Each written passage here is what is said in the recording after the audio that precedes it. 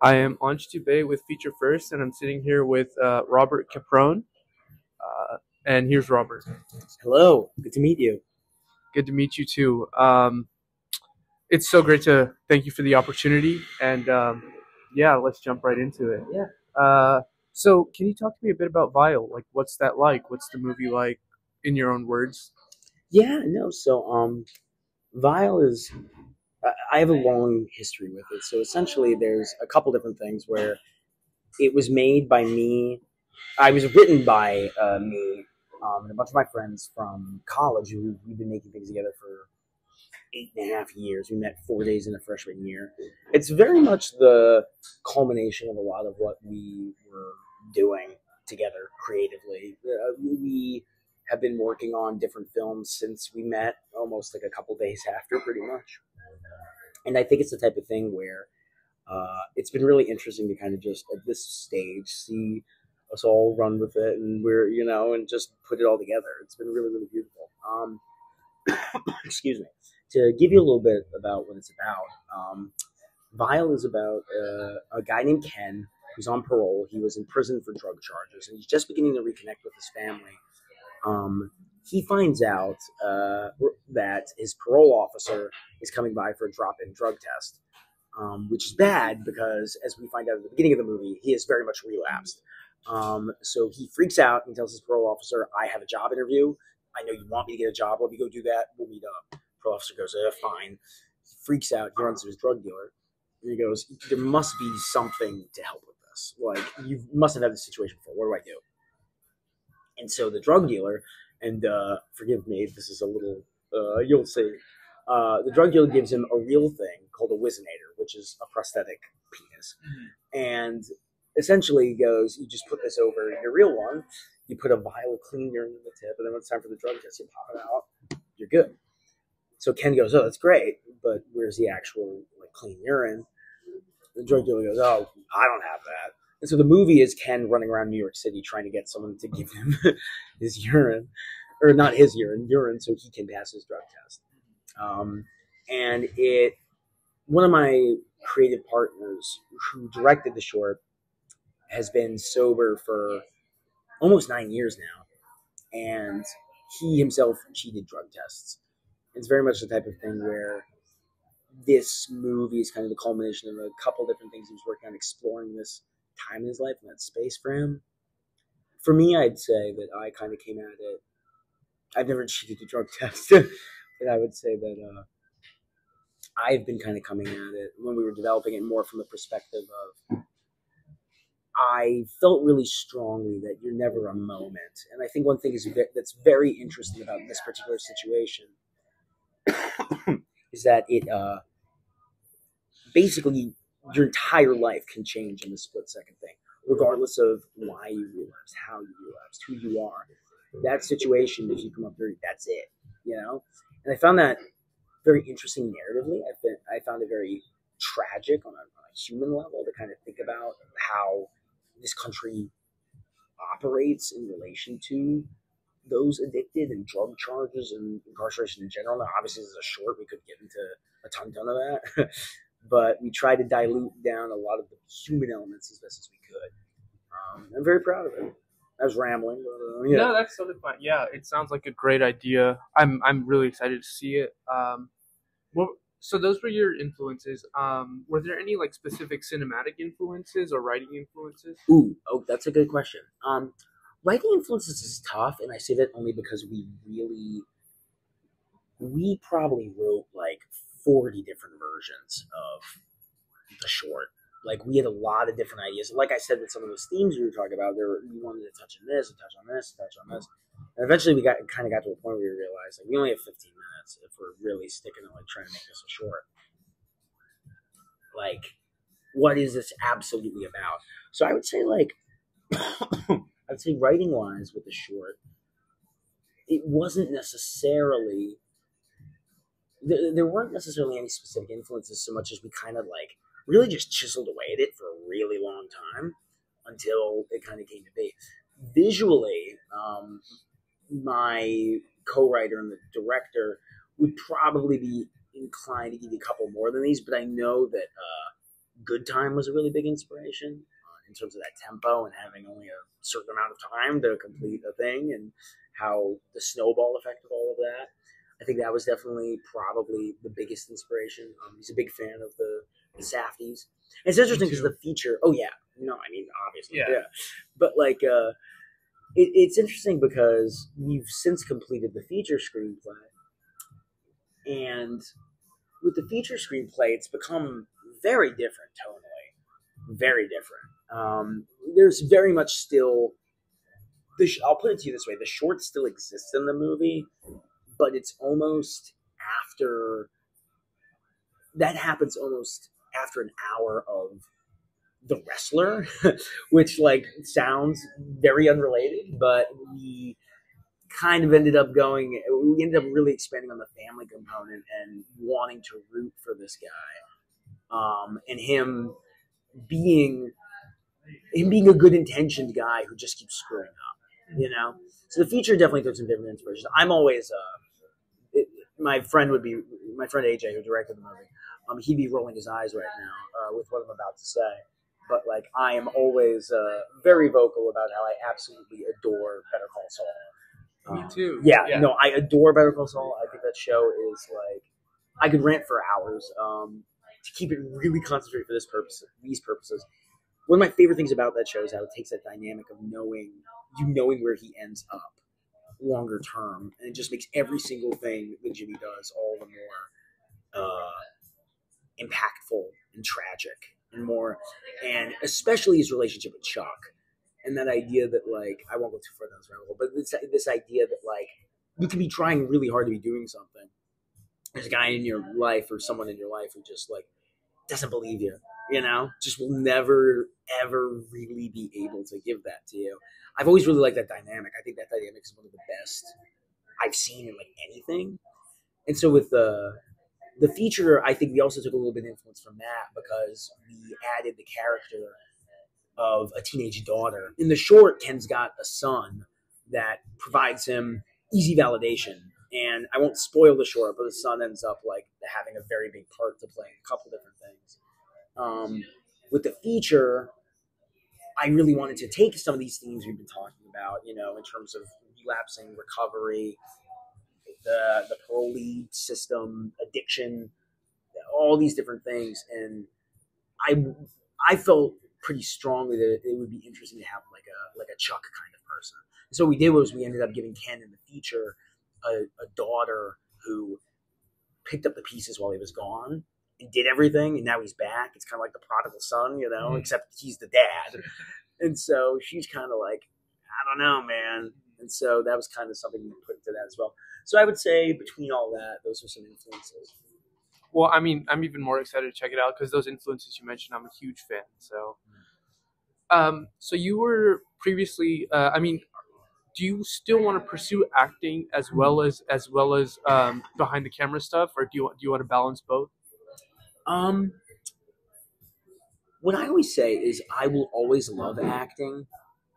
I will always love acting. I will always be willing to act and interested in it. A couple of years ago, I got to a point where I realized that what was stimulating me creatively was just building the stories. I think some of it is a control thing, honestly, in terms of like, I found that I would be doing speeches or monologues or different things, and I was enjoying finding out where they came from and how the play worked and how this thing came to be more than actually doing the speech. I was doing a study abroad in London, like an acting conservatory, and I was reading like all these incredible plays from like hundreds of years worth of history. And there was this class where they were talking about like, oh, well, this play was written at this time to reflect this thing that was going on in the world. And I'm a huge history geek.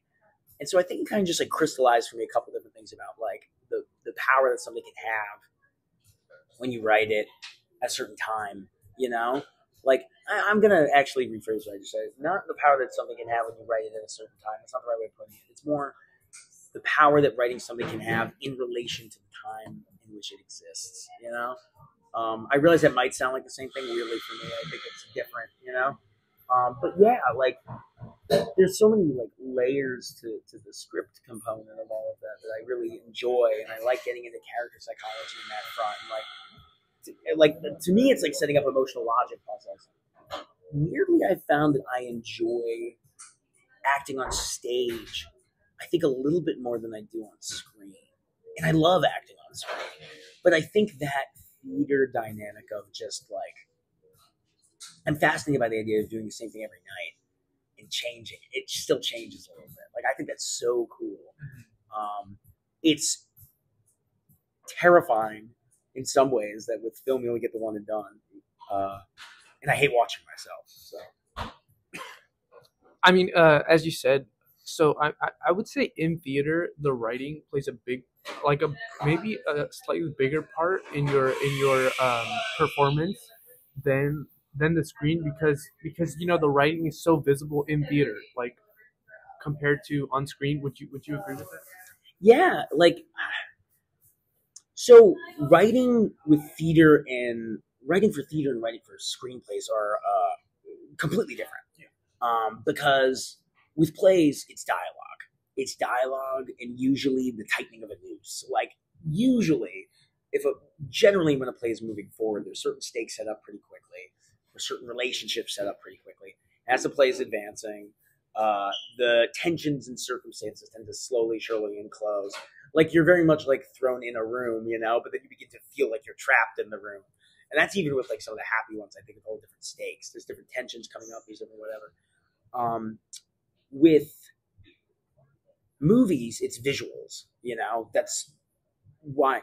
And like I love writing dialogue. I love writing all these things. I by no means saying that like in movies you don't do all these things like you do, but like there's this entire world of endless resources that you can implement visually, Now, of course, I say that with a giant asterisk of if you want to get your thing made, it's perhaps you shouldn't be writing like as if you have endless resources, I could write a space opera where it's like Captain McGilliford runs to Mars X-7, and then I could write all this stuff where this thing blows up and this does that and this does that, but like I'm going to need.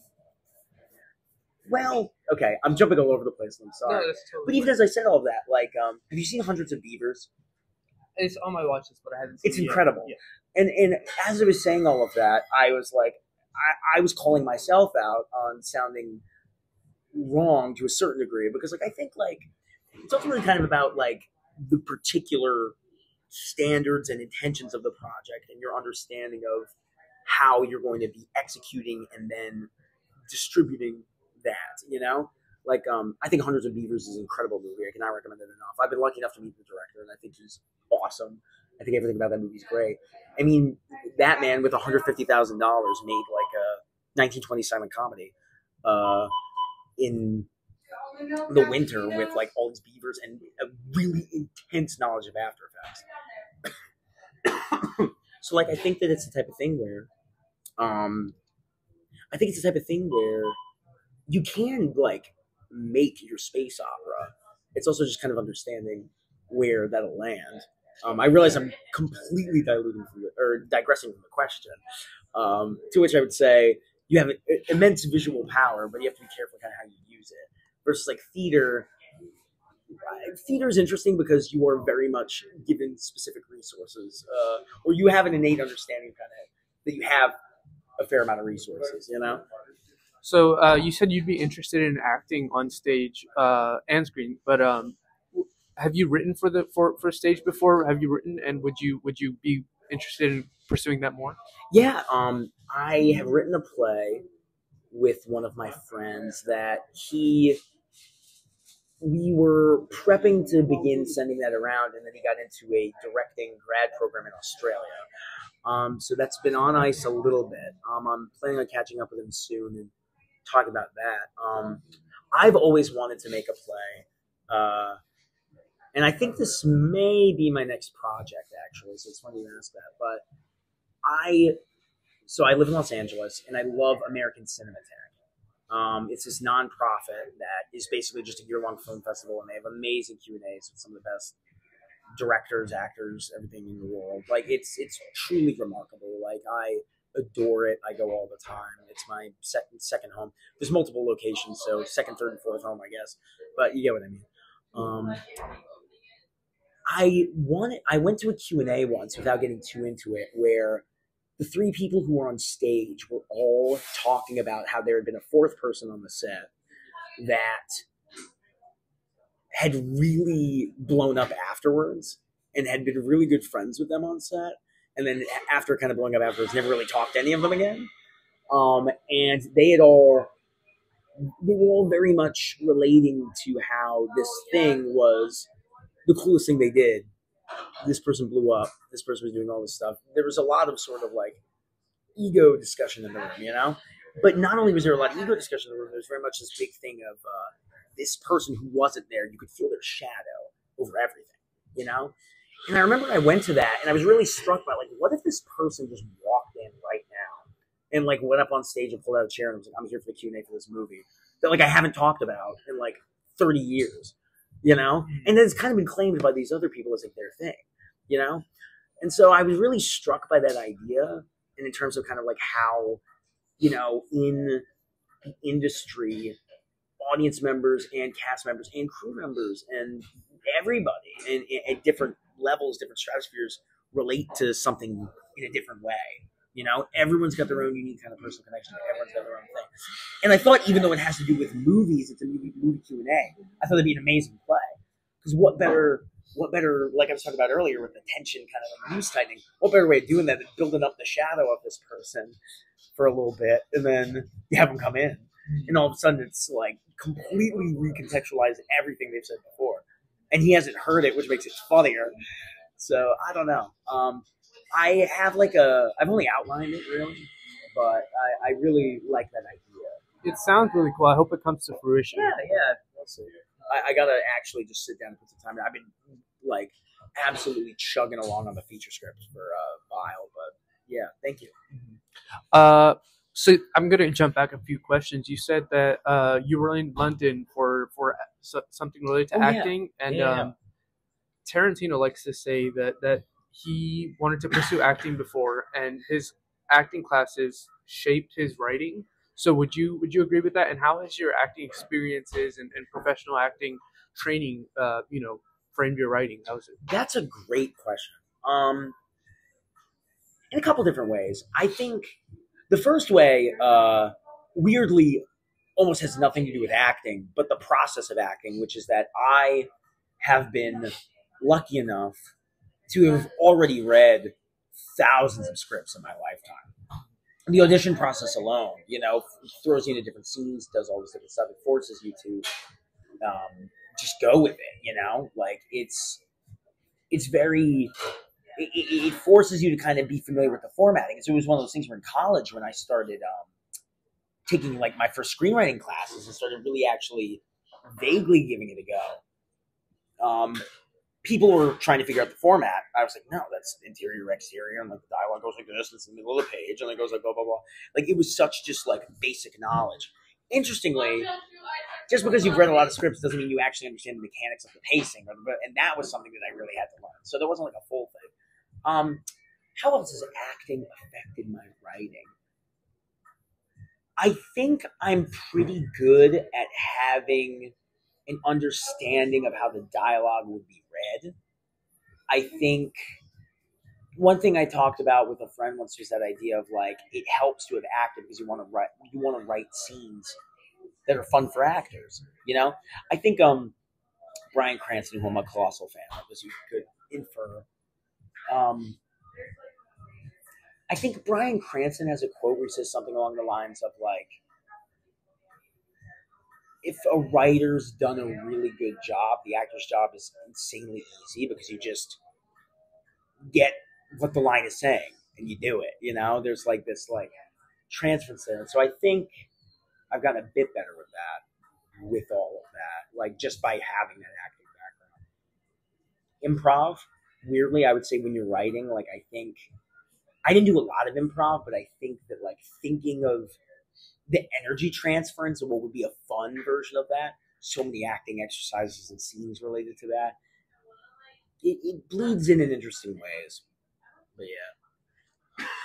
jumping forward to Diary of a Wimpy Kid, Yeah. which you, I mean, that's that's your claim to fame. Do you? I mean, so being such a young actor at that time, do you look back at it fondly, or is it kind of mixed? So how do you look back on that? Diary of Wimpy Kid completely changed my life. I wouldn't be having this conversation. I wouldn't be in Austin. I wouldn't be living in Los Angeles. I wouldn't be going after writing. I like maybe I would, but that would be like maybe 60 out of like 10 billion multiverse concepts. Like I was so insanely lucky to be in the position where at 11 years old I could do my dream job.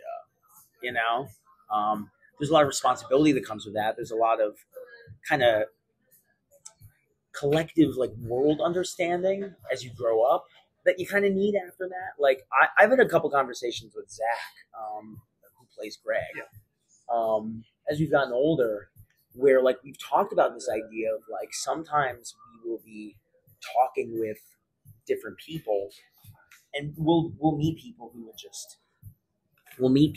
just like absolutely kill to have a line in this particular thing. And there's a weird kind of complex that you can get of like, we had very large roles in a very large franchise at a very early age. It's not to say that we didn't earn it so much as it is to say that that was like a different us, Like truly our brains weren't even remotely fully formed yet. It's one of those things with it that's very interesting, like conceptually to think about. But I would say that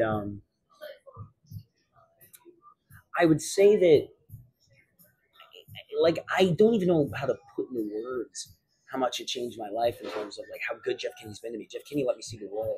He took us on book tours all across America and Europe. I got to go to places that like people don't get to see like throughout their entire lives sometimes. So, like, what it's really done, that entire process, is just given me an intense sense of gratitude, but B, a lot of like responsibility, like a lot of sense, a massive sense of like, okay, like I've been given a lot of these, I've been given a lot by the world, and I really want to try and pay that back in some way, shape, or form. And a lot of like what I hope to do with a couple different things is just, make a career where I can put all of that to good use and try and help other people and I would love nothing more than to make another 11-year-old get to,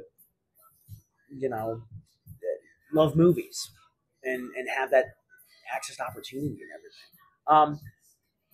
All that said, there's definitely some times where it's just kind of weird because you can't really wrap your head around it. I have a lot of fan interactions that I think are delightful. Like one of my favorites is there's one time I was in a Barnes and Noble, and this teen boy walks up to me, starts screaming at me in French, and I had absolutely no idea what he was saying to me. I just, I don't know. And then finally, he just stopped and he looked at me and he went, "Zoui mama," and I was like, "Oh," and I gave him a high five, and I was like crossing language barriers, stuff like that is funny. Another time I was out to eat, and a waitress just came over. A waitress, she wasn't even a waitress for our table. A waitress just came over, threw a plate down in front of me with a piece of cheese on it and said, "On the house." And I clapped. Like, I thought that was so funny.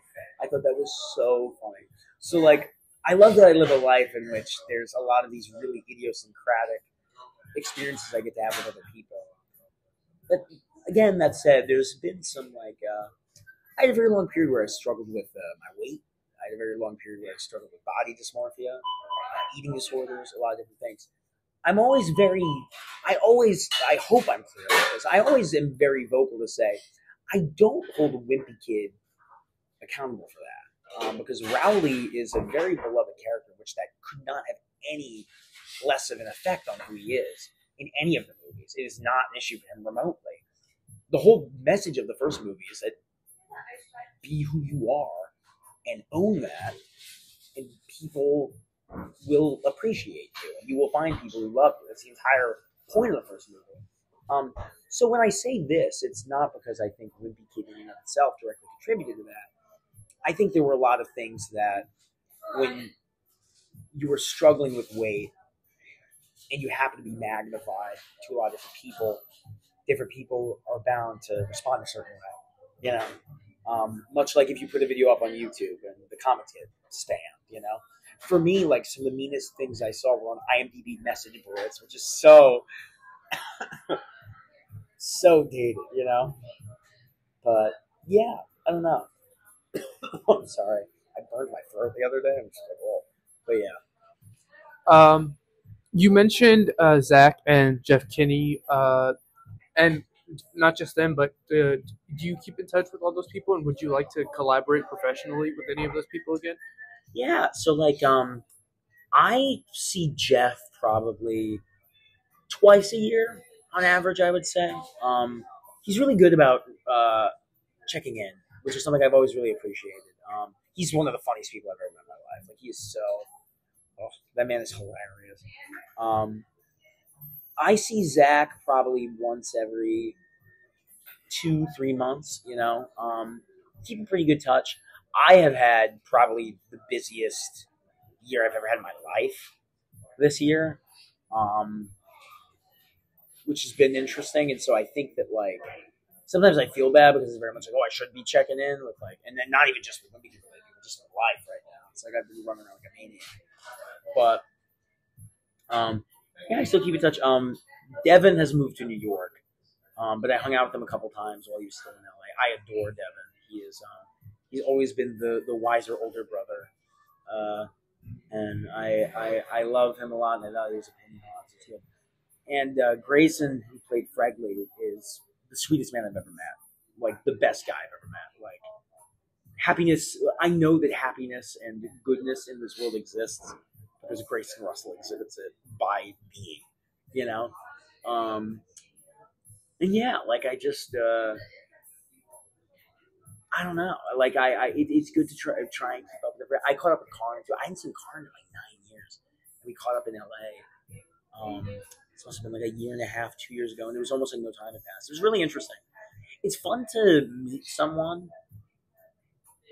It's fun to meet someone that you haven't seen for that long with. I don't know if that was proper speech.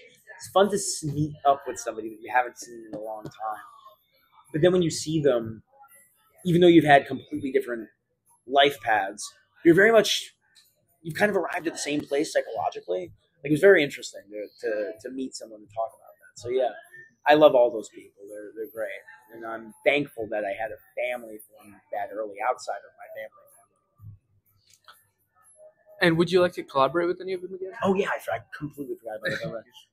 I mean, absolutely. A lot of people ask about whether or not we'd ever do Wimpy Kid like 4 or something like that. I don't think that. I mean, personally, I could be wrong. I'm not sure in terms of the brand whether or not a lot of people involved would want to do the age up version. I remember having a conversation with Jeff Kinney where he said, now keep in mind this was a while ago, but I remember he said like he always kind of did these characters like Charlie Brown-esque. And so I think that in terms of that, like I don't know if logistically that's really in the cards. Like I don't. I would be beyond happy to work with a lot of these people again. I think it would be really fun to try something that was just completely different.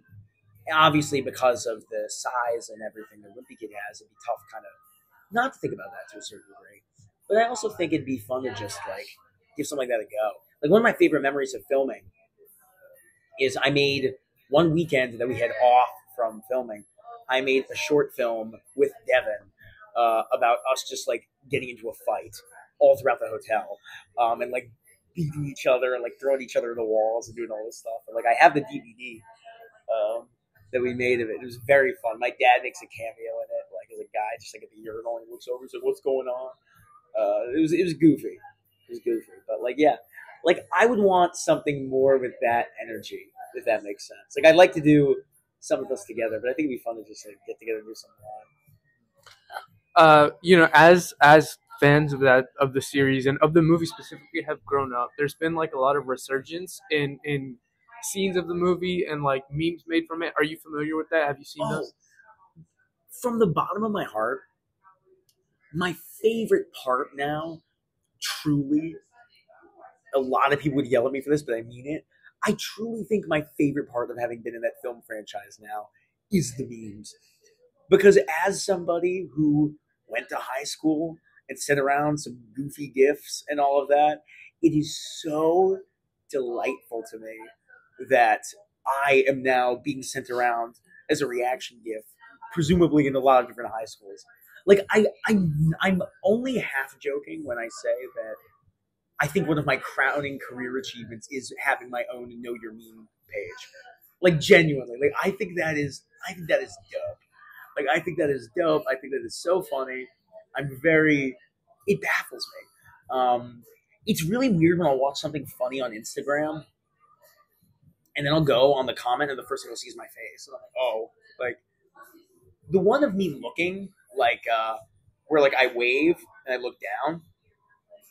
That one is my favorite because when I say we filmed that on a random Tuesday and that was it, I mean we filmed it on a random Tuesday and that was it. Like, there was no thought, like, well, there was thought put into it. The director obviously was going for, but like, it was just another gag, you know? And like, it's so funny 10 years after the fact to get that thrown back in that particular way. Like, it's really funny. My high school friends also used to like do all these memes with me years before. Like, my friends in high school used to use "Don't call me, don't come by my house, we're done all day." And I was just like, it was such a specific in joke to like the school, and for me it was like, all right guys, blah blah blah. Now it's what it is. I pray, but I'm also equally terrified that Olivia Rodrigo has seen an edit of Driver's License with Greg and Rowley breaking up. That terrifies me. I'm like, she probably has. Like, at some point, she's opened up her phone, and that, like, the algorithm has to regurgitate some of her. I don't know. It's weird. It's very, very weird. I don't know. Certain things like that, I'm just like, I don't know. Yeah. I send that GIF around like once a week of you waving. That's like one of my favorite reaction GIFs. Yeah, well, that's like, people talk about like winning an Oscar and different things. Truly, I think like the goofball teenager in me is very proud to be a part of like the meme pantheon in that way. It's very weird, but I'm thankful for it. It's kind of wild. So, as someone who grew up watching, I think all of them are so good. I love the movies. Do you have a favorite of the movie? I think Roger Rules is genuinely a masterpiece. Like, it's like, it's the pinnacle of cinema. So do you have a favorite? I've always felt like the way I always put it is the first one's my favorite. I'm biased towards the first one because it was my first time getting together with everybody. And it was such a specific, special experience, like having all that, going with all of it. The first one's my favorite. I think the second one's the funniest. I think the first one's like rounded in a specific way. The second one's the funniest. I think the third one has the most heart. In a couple different ways. And I could get into that. But anyways, my favorite joke in the franchise, and honestly, the person who every time I have seen the movies again, the person who I'm always dying laughing at, is Steve Zahn. Like, Steve Zahn just like, which like, as a kid, I thought he was hilarious. As an adult, I think he's hilarious in those movies. I think he's like one of the finest like supporting comedy actors ever. Oh no, I think Steve Zahn is a genius. I think Steve Zahn is incredible, and like he is so funny in those movies. I think the second one, like my favorite line, well, my two favorite jokes in everything. My favorite joke period is in the second one when the photos from the party get discovered, and Roger's like, that's not me. And then they get into a big fight about it. And then one of them says that there was a lock on the door. And then Steve's on, like, I knew there was a lock on that door. You were trying to make me think I lost my mind. Like, I love that. There's like so much sense of humor. So I adore that. And I love in Dog Days when they get the dog bowl and it says sweaty. I think Devin delivers it. Pretty sure it says sweetie, Dad. I think he delivers that perfectly. Yeah, like, so, but the first one I have the most sentimental attachment to. The second one, I think is the funniest. And the third one, I think has the most heart because that was the one we probably had the most fun filming. It was the one where it felt like a high stakes summer camp, you know? It was cool. And then with the third one, when we got to kind of come back, I'm not sure if we knew it was going to be the last one. I think we kind of assumed. It was a little ambiguous. One thing that a lot of people don't know is that the original plan had been to do, we did the first one, and then the next summer the original plan was to do 2 and 3 back to back, and then the third one, 4th and 5th back to back. And I don't remember exactly why we didn't do it that way, but they ended up deciding to just go 1, 1, 1. What kind of ended up happening was during the third one, it's kind of funny, and I think Zach would be completely okay with me saying this because it's objectively true. But like, if you're watching all of them like back to back, Zach looks completely different than the third one. Like he is like very clearly going through puberty, or is going through puberty. And I mean, I went through puberty like almost immediately after we finished that movie, you know. And so it's one of those things where like we just kind of ran out of time with it, but they were all a blast. I just have a couple more questions. I don't want to keep you too long. Yeah, I was gonna say, are there any directors or actors that you want to work with, either as a writer or as an actor? Great question. I would love to work with pretty much anybody in the Breaking Bad or Better Call Saul universe, obviously, because I can ramble. I think it would be an intensely interesting experience to work with Jeremy Strong. I would be very deeply intrigued from a craftsmanship perspective to work with him. Whether or not I had written something for him or was acting alongside him, I would just be very, very curious. Because he has a very specific method that I did not exhibit whatsoever as an actor. And I always just think, like, you know, as somebody who really deeply cares about all the different aspects of these things, like, obviously Jeremy Strong is a human and an actor I respect immensely in terms of, I adore Succession. But I just think it'd be very interesting to, like, see how that process was. I went to a panel the other day with inside the Succession writers' room, and they were just kind of talking about his way of going through things and how he's like, oh, like, if you're using this book as an inspiration, I'm going to read it, you know? I tend to very much be like that, just because I like knowing all the information. Some people do completely differently. It's funny because I like reading the books, but as an actor, I tend to be more like, wait, so do you mean more like this or more like this? And I'm like, okay. I would honestly love to make something like Hundreds of Beavers. I was lucky enough to meet the director. I think it'd be very fun to do some kind of zany comedy like that. I'd love to do a good horror movie. I'm a big horror guy too. I have to think about specifics for that. I'm going to be beyond embarrassing and pull out my letterbox because the moment I got this app, I didn't know you had one. I'm going to follow you. Oh yeah. No, I was going to say that like I was going to say that like ever since I've gotten this app, it is insane how much psychologically I like allocate things onto this in terms of like where I'm at and how I'm feeling about particular things. Like it's almost gotten to the point where I like go blank unless I consult it, which is embarrassing. I would love to work with. I'd love to make something like Spider-Verse. That team, I'd adore that. I think that first movie was very much like kind of the future of a lot. In terms of brilliant storytelling, beautiful visuals, pacing. You know, I think like we talk a lot about different. Oh, I'd love to work with Cillian Murphy. I'd love to work with. Devin got to work with him. Devin did get to work with Cillian Murphy. Devin did get to work with Cillian Murphy and Nolan. One of my favorite clips I've ever seen is Christopher Nolan's doing an interview, and Devin comes up. Christopher Nolan's like, "Yeah, like Roger rules." And I was like, literally, it was like, "That man's seen Roger rules? That's crazy." There's there's so many people I'd love to work with. I think definitely on the TV side, I would adore working with Vince Gilligan and that team in any capacity. I have so much respect for everybody involved. I keep going on and on and on, but yeah. Well, my last question, since you mentioned it, what is your Letterboxd top 4? Okay, so I think I know them all off the top of my head. I'm gonna double check all the same. Oh, super random. I'd love to work with Paul Giamatti. I'd love to work with Paul Giamatti. I have so much respect for him. He's incredible. He's one of my favorites. I should have led with that. I always like.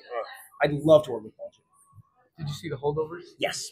The Holdovers was one of the most distressing film-going experiences I've ever had because it was a movie that took everything I've ever felt about myself within the state of Rhode Island when growing up there in relation to kind of everything I ever felt about entertainment and made this like abstract, like narrativized version of it, complete with people I knew while acting in Rhode Island. It was insane. I adore that movie. That will always be one of my favorite movies, because it was just so specifically connected to a lot with me, like psychologically. Like, you know, sometimes you just watch a movie and it's just like, oh wow, this really gets like a part of me, or this really gets like, yeah, I know I felt the way, and I thought he was brilliant in that. I do not cry a lot during movies. At the end of that movie, there is a handshake that is one of the most expressive things I've ever seen in my life. I adore that movie. Top 4. Yeah, sorry. So I tend to go off this based off, usually when I'm answering favorite movies, I do like something really inspired me as a kid or whatever. This is kind of a mixture. Fantastic Mr. Fox. I adore Fantastic Mr. Fox. I saw it when I was, I want to say, 11 or 12, and I just never seen a movie like that. I thought it was so unique and heartfelt. And as an adult, my favorite thing about it is that it is structured like a children's movie, but really it's a very adult movie about how Mr. Fox is being a child, and how he literally destroys everybody's life. And it does not get fully resolved at the end. And there's a lot of very adult themes within that like I think that like even as a kid I was like, oh, this is like very much doing something with this medium that is like, you know, kind of playing with the idea of like animation is for kids, which is wrong. Have you seen Army of Shadows? I don't think so. So I watched it very randomly with a friend, probably like half a year ago or so at this point. It's a French World War II movie. It came out in the 60s about the French Resistance. And it is one of the best war movies I've ever seen. It is about how being a member of the French Resistance is a completely thankless task. It is heartbreaking. It is cold, but in a necessary way. I tend to like movies that really are able to put you in the headspace or the shoes, you know? Movies are empathy machines, you know? Or if not empathy machines, like shoe-walking simulators. And I thought that movie just like, you know, like one of my favorite, I know I'm going all over, one of my favorite moments in a movie is, have you seen Dunkirk? Yeah. One of my favorite moments in the movie is at the end of Dunkirk, when the last time we see Tom Hardy is the planes crash on the beach. He's watching it be consumed by flames, and he just marched off. He just gets marched off by Nazis. You have no idea what's going to happen. They might shoot him in the head. They might you don't know. But he did his job, you know. And I genuinely still get emotional when I think about that, because I thought that was just such a beautiful way of speaking for so many people. I think movies at their best can really just get it so much in a couple seconds. I think Army of Shadows takes that idea or that dynamic It really keeps it going. This is kind of a cheat because it's a show, but Cowboy Bebop. It is on there. I put it there. That I think what that does stylistically is brilliant. Have you seen it? I've seen like 10 episodes of it, and I've wanted to continue it for so long, and I've not found time. I get that. I know a lot of people that feel the same way. Something I've heard from a lot of different people is that it's because it's so loosely connected. That is a show where it's very aggressively not really trying to build overarching storylines. Like, it doesn't really spend a lot of time. Every episode is almost a different genre sometimes, every episode. Without spoiling it, it's doing that, and then in the last couple episodes, it just doesn't do that. And it really slaps you in the face with not doing that anymore. And I think it's brilliant. I love Saul. I also tend to love stuff that really plays a long game. And I think Cowboy Bebop does that in a very specific way. And my last one is Tammy and the T-Rex, because Tammy and the T-Rex is a ridiculous film. And I don't know if you've seen it, but I can't recommend it at all. I will be checking it out. Yeah. That was my last question. I didn't think this would go over like 20 minutes. Oh, yeah, sorry. No. That's. Thank you so much for doing this. Thank you for talking to me. Yeah. Getting to gush with movies about you was. I've interviewed some cool people here. You're the coolest, I think. Thank you. Yeah. That means a lot. Well, I'm